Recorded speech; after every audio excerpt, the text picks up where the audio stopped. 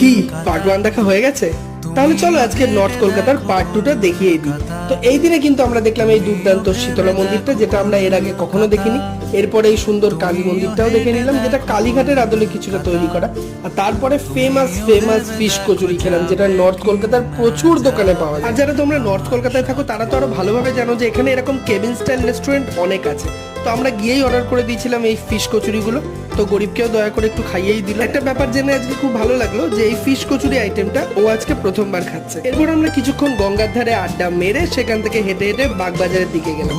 বাগবাজার স্টেশনেও বেশ কিছুক্ষণ দাঁড়িয়ে এই দুর্দান্ত মূর্তিগুলোকে একটু চাক্ষুষ করে আরো হেঁটে হেঁটে এই কালী মন্দিরগুলো দেখে বাড়ির দিকে রওনা দেবো। যখনই ভাবছি তখনই এই ঘুগনির খিদেটা আমার পেয়ে গেল। এখানের এই ফেমাস চিকেন ঘুগনি আর ডিম সেদ্ধটা সাটিয়ে আমি ফটাফট যখন অটো ধরার জন্য এগোলাম, একটা বিশাল বড় কার্তিক ঠাকুর আমাদের নজরে পড়লো, যেটা থেকে ও প্রায় ইমপ্রেস হয়ে গেছিল। তোমরা কি কেউ বলতে পারবে এটা কোথায় রাখা আছে?